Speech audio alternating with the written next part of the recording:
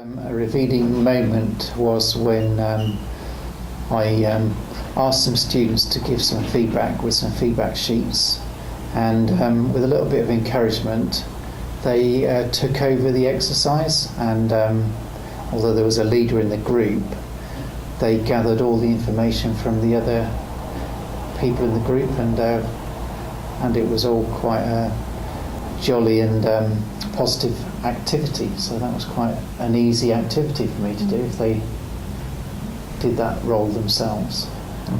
I think we've all had a power moment, haven't we? This actually, because when we've been talking about it, we've all you had the one with your recording, didn't you? Yeah, I had a situation where we were in a circle and we were trying to sort a kind of musical activity. It was a bit of an improvisation, and a kind of one person sings something and another does, and throughout the whole thing we're all creating a rhythm.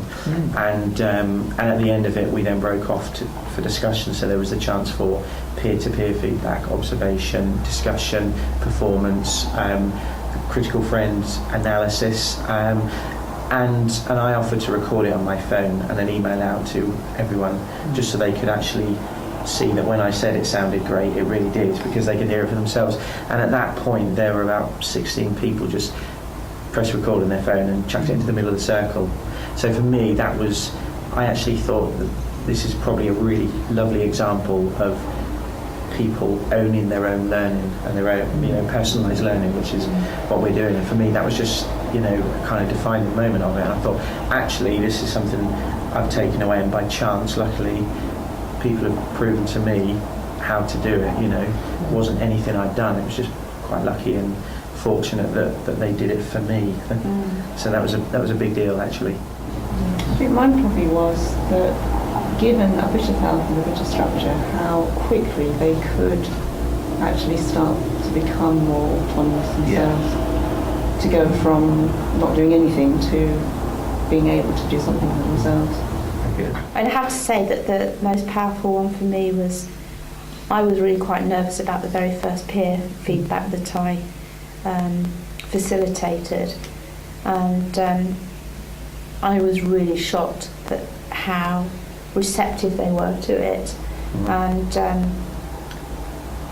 it had been, I believe that it had been set up very well, so they were given very strict guidelines which they stuck to, and they really moved forward with their learning. So that has to be a power moment for me. For me, it was Laura's worries in a box. I've tried that with a group, having a little shoebox. A little one. Just a little one with some strips of paper, and not making anybody do it. Just say, if there's anything that's concerning you today, you may find it helps if you write it down, put it in the box so we can forget about it for today. So I think that, I know that might sound a small thing, but for the people that tried it and benefited, it was a big thing, because they did say that they felt they could take it back out of the box at the end of the day if they wanted to, if they still thought it was, a viable concern. And for me, that was a really big step. I think I'm getting feedback from Eileen when you came out to see me, because I haven't been observed by anybody since I started running that course, and actually having a pat on the back that what I was doing was good, and seeing an outsider's point of view of the session. Well, I had a real light bulb moment today when we were looking at the stuff, and Linda, you said to me, is that the fact that you think that they've got these barriers and actually they may not have. And actually that's a light bulb for me, because I do probably tend to assume that people have barriers without checking it out always. I think we all do, don't we? And that was actually made you think that maybe it's our barriers as well, I mean, for some extent, you have to assume some of these barriers so that makes you a well-rounded tutor and you're able to deal with them. But there can be barriers there that they may not even know they have, and that you've got no way of working out beforehand, because that might just be very personal just to that one person and nobody else. And I think for all of us, we probably meet our learners almost for the first time on the day of the course, so you don't have any information that you could check out anyway. And mine was realising that really I had to plan in teaching learners how to be autonomous learners. moment for me. Yeah, well, mine was realising, doing some research and discussion with learners, that the majority did not know where to find their targets on the paperwork we use every week, what level they're even working at. So it's just assuming too much. Yeah, can't assume. Yeah. And I think it suddenly made me think, am I assuming the same thing? Yeah. And I was quite struck by As I that. said, I sat there with my head in my hands at my desk at work thinking, what happened there? Why didn't it work? And the epiphany of that simple thing that I wrote down on this piece of paper, and I'll read it as I thought it.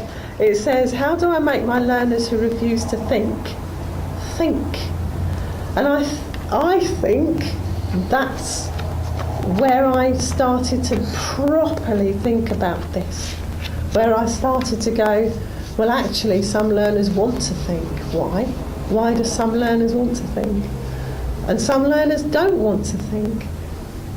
Why do some learners not want to think? And that made a huge impact on how I was seeing this and what we were doing here. It was quite a biggie. I mean, I have my response in 4 pages, because I just had to write down what my thoughts were. Okay.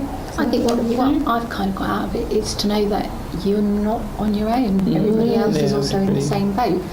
Because, you do feel sometimes you're paddling up the stream the wrong way, don't you? And when you, on occasions like this, you talk to others and realise that everybody's in the same boat. Yes. And also when we got to the resource that you brought, Jo, and seeing something work so simply, something very, very simple, that makes you go, that's what I did wrong. Should have made it a little bit simpler. I'll need to limit it to one challenge, won't I? Yeah, good idea.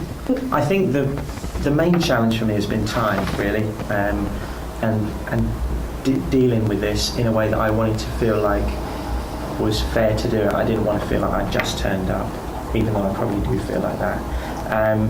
But I know some of the further reading involved more further reading and recommendations for further reading, and some of those documents were quite weighty, and it was impossible for me just to skim read or pick out certain points, because in a lot of the cases I didn't really know the context of what was important to skim through and read. And then the biggest deal really was arranging for me to observe someone. David sent me lots of suggestions of dates, none of which could I make, and you did as well, Viv, and a third person as well. And just through my own schedule, I wasn't able to make it. So in the end, I actually arranged to observe someone from my organisation, which, although initially I think I felt it was a bit of a cop-out, I actually found really useful, and he found really useful, because I explained why we were doing it, we then discussed afterwards. We had a bit of an analysis of how it had gone, and he said it had not raised his game but made him more aware that firstly he was using assessment a lot but hadn't realised, and also that he'd in preparation for this he'd read up on several different types of methods of assessment, so he kind of broadened his assessment repertoire, and I think I'd managed to think, actually that's a great thing, I'll pinch that for when I'm teaching next. So yeah, it was observing and reading or researching. That's my 2 challenges where you asked for one. It was quite challenging for me as well to find enough time to make the most out of the workshops, because we don't have much spare time. Even though we signed up to join in the activity, then time's always difficult to fit in. So. Yeah. But I'm sure it's stimulated lots of interesting things to carry on with afterwards, and it's useful. I think we all had that same challenge with regards to the observation. It was also the fact that we were coming to the end of, for us anyway, our busiest time. So therefore, a lot of the groups were coming to a conclusion. And there was also the matter of sensitivity and confidentiality with my learners as well, which made them very vulnerable to an outsider sitting in. But I did enjoy going and observing somebody else, even though I didn't get from it what I wanted. I did learn about not washing the chicken under the tap, and so it's just good to see how another group worked, really.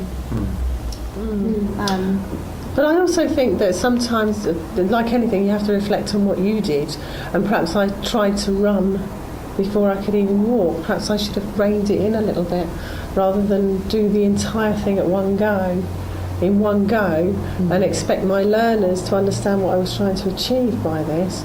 And I should have perhaps given them a little bit of it at a time rather than jumping straight in. So I've learned quite a bit of perhaps I give too much, and I've got to rein it in a little bit. So my biggest challenge was time. I really struggle with time to do it. The workload at work has been immense. So I managed to overcome it by delegating. Some of my lessons were covered by other tutors, and I passed the task on to them, which then proved very successful because they then used the idea to implement it into their classes and going to use it. So it was working out what my role was and the objective of the programme, really, and that took me quite a while because I didn't discover till quite late on that in fact it was designed for learners under level 2, so I had a bit of a challenge there because I don't teach learners under level 2, but I realised that in terms of softer skills, that even learners are at level 2 and above, in softer skills they can be at quite a low level. So, but like you, I had a similar challenge, and I overcame it by discussing with you guys what to do next and thinking about it. Yeah, so is that collaboration? Collaboration. Yeah. I think mine was that my brain runs away with me. Where I had this idea of how do I make them think, learners that don't want to think, and then doing research on that, I let myself completely, absolutely, totally and utterly let it go, and the way I don't even know how I reined in. If I'm honest, I don't know how. Probably I came here today, and this is what's reined me in. So again, it's us sitting down and creating what we've created today and spoken what we've spoken about today. It's actually tightened up what I've looked at. I still think that the biggest question is, how do we make them think? Because they really don't want to, or don't know how to, or don't want to think. I think mine was at one point thinking I was going down the wrong track. I didn't have any confidence in what I was doing, and then contacting a couple of people and getting the answer back. So that's working with people, collaborating, and actually going, no, you're doing absolutely the right thing. A couple of suggestions, and then suddenly, off again. So that's important. Yes. And I've found today really, really useful because having missed the last session, I kind of felt I wasn't sure where we were going and what I was getting out of it. And just talking around the table, I realised just how much I was getting out of it today and the difference that made. It's really useful. I think I found what was beneficial was having the money there to be released from teaching in order to be able to come along to this sort of in work time, so to speak. Because presumably without that, you my boss, wouldn't be able to come. No, and my boss actually checked again before she let me go today. Yes, but that was paid for already. It was learners are the priority. That's why we're all here. Without them, we've well, she said, I can't. If you're getting paid for it, I can't actually stop you going. That was the attitude.